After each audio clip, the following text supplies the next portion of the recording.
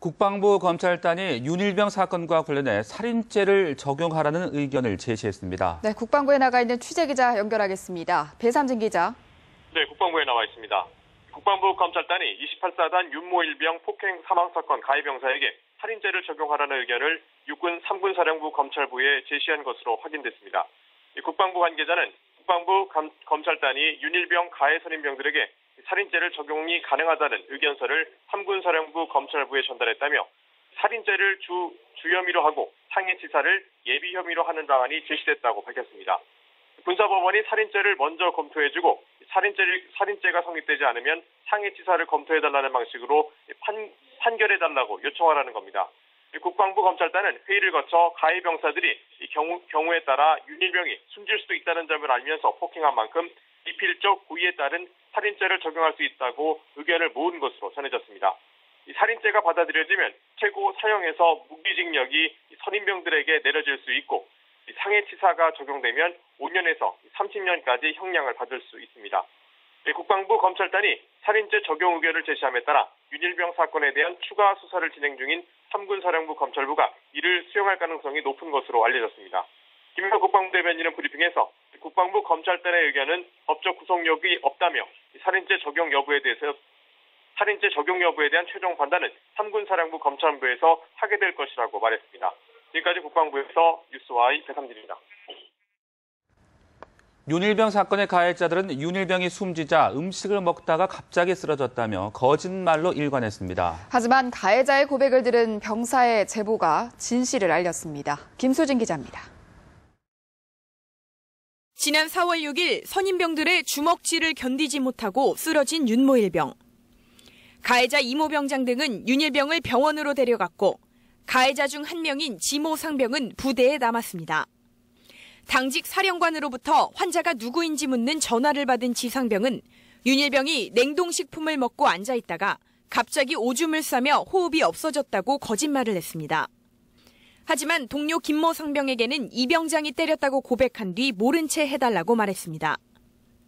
김 상병은 동료 병사에게 이 사실을 털어놨고 동료 병사의 권유로 용기를 내 해당 대대 본부 포대장에게 전화를 걸었습니다. 김 상병은 포대장에게 윤일병이 쓰러진 것은 선임병들의 폭행 때문이라며 양심에 찔려서 입을 닫고 있을 수 없었다고 말했습니다. 보복이 두렵지 않느냐는 헌병대 수사관의 질문에는 후회되지 않는다며 윤일병과 부모님들의 억울함이 없었으면 한다고 답했습니다. 하지만 가해자들은 포대장과의 면담에서 평소 화목한 분위기였다며 거짓 진술을 계속했고 윤일병의 수첩 일부를 찢는 등 증거를 없애려고까지 했습니다. 이들은 김상병의 제보 하루 뒤 긴급 체포됐습니다. 뉴스와이 김수진입니다. 네, 진실이 밝혀지기까지는 너무나 많은 사람들이 힘들었습니다. 네, 숨진 병사의 가족들이 생계를 버려둔 채 읍소하고 다니는 동안 국가는 침묵했습니다. 박수윤 기자입니다. 윤일병의 억울한 죽음을 수면 위로 끌어올린 건 가족들이었습니다. 의사인 매형이 시신에 난 상처를 조사해달라고 국가인권위원회에 진정을 냈고 군 법무관 출신 변호사인 외삼촌이 직접 사건을 캐고 다녔습니다. 그러나 소리 없이 묻혀버린 의문사는 훨씬 많습니다. 잔인한 말씀이지만 차라리 윤일병이 부럽습니다.